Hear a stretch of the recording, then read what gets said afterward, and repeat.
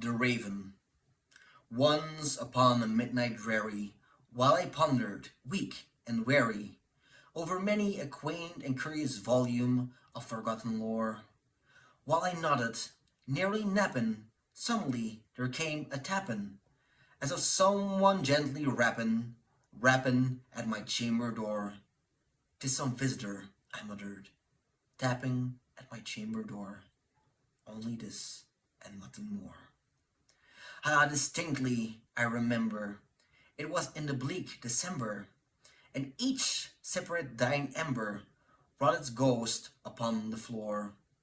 Eagerly I wished tomorrow, vainly I had sought to borrow from my book surcreased of sorrow, sorrow for the lost Lenore, for the rare and radiant maiden whom the angels named Lenore, nameless here forevermore. And the silken, sad, uncertain rustling of each purple curtain thrilled me, filled me with fantastic terrors never felt before. So that now, to the still beating of my heart, I stood repeating, "'Tis some visitor, entreating entrance at my chamber door. Some late visitor entreating entrance at my chamber door. This is it, and nothing more." Presently my soul grew stronger, hesitating then no longer. "Sir," said I, "or madam, truly your forgiveness I implore. But the fact is, I was nappin', and so gently you came rappin', and so faintly you came tappin' at my chamber door, that I scarce was sure I heard you. Here I opened wide the door. Darkness there, and nothing more." Deep into that darkness peering, long I stood there, wondering, fearing, doubting, dreaming dreams no mortal ever dared to dream before. But the silence was unbroken, and the darkness gave no token, and the only word there spoken was the whispered word "Lenore." "This," I whispered, and an echo murmured back the word "Lenore." Merely this, and nothing more. Back into the chamber turning, all my soul within me burning, soon again I heard it tappin', somewhat louder than before. "Surely," said I, "surely that this is something at my window lattice. Let me see then what thereat is, and its mystery explore. Let my heart be still a moment, and its mystery explore. 'Tis the wind, and nothing more." Open here I flung the shutter, when with many a flirt and flutter, in there stepped a stately raven of the saintly days of yore. Not the least obedience made he, not a minute stopped or stayed he, but with mien of lord or lady, perched above my chamber door, perched upon a bust of Pallas, just above my chamber door, perched and sat, and nothing more. Then this ebony bird beguiling my sad fancy into smiling, by the grave and stern decorum of the countenance it wore, thought I crest be shorn and shaven. "Thou," I said, "art sure no craven, ghastly grim and ancient raven, wandering from the nightly shore. Tell me what thy lordly name is, on the night's Plutonian shore." Quoth the raven, "Nevermore." Much I marveled this ungainly fowl to hear discourse so plainly, though it answer little meaning, little relevancy bore. For we cannot help agreeing that no living human being ever was blessed with seeing bird above his chamber door, bird or beast upon the sculptured bust above his chamber door, with such name as Nevermore.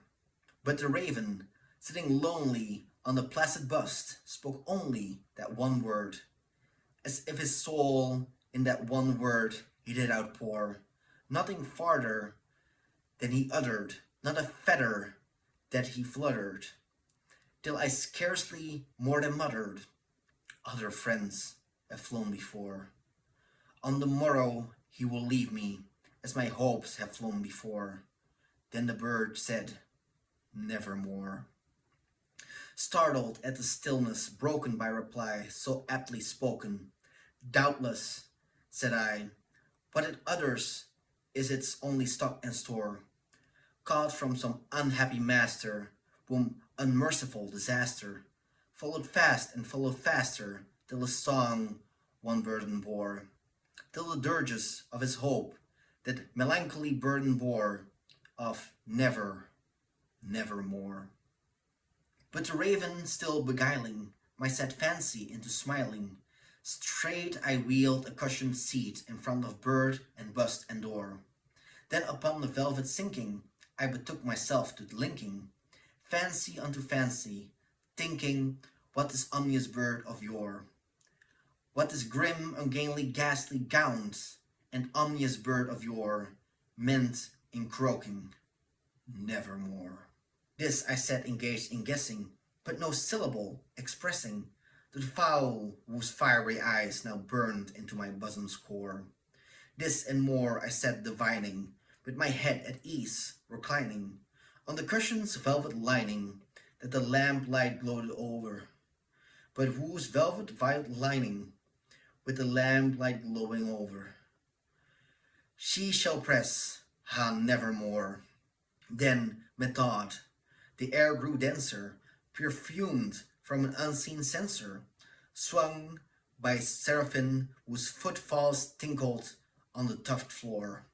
Wretched, I cried, thy God had lent thee, by these angels had sent thee, respite, and nepenthe from thy memories of Lenore.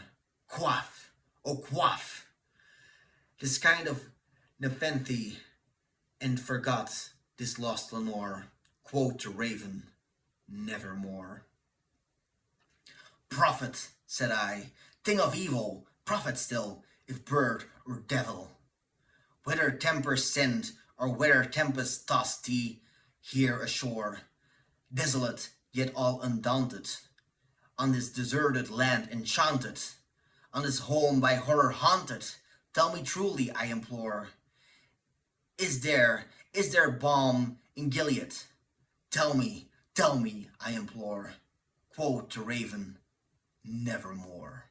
Prophet, said I, thing of evil, prophet still, bird or devil, by that heaven that bends above us, by that God we both adore, tell this soul with sorrow laden, if within the distant Aden it shall clasp a sainted maiden, whom the angels name Lenore. Clasp a rare and radiant maiden, whom the angels name Lenore. Quoth the raven, nevermore. Be that word our sign of parting, bird or fiend, I shrieked, upstarting. Get thee back into the tempest and the night Plutonian shore. Leave no black plume as token of that lie thy soul had spoken. Leave my loneliness unbroken, quit the bust above my door. Take thy beak out from my heart, and take thy form off my door. Quoth the raven, nevermore. And the raven, never flitting, still is sitting on the palace bust of Pallas, just above my chamber door. And his eyes have all the seeming of a demon that is dreaming, and the lamplight over him streaming throws his shadow on the floor.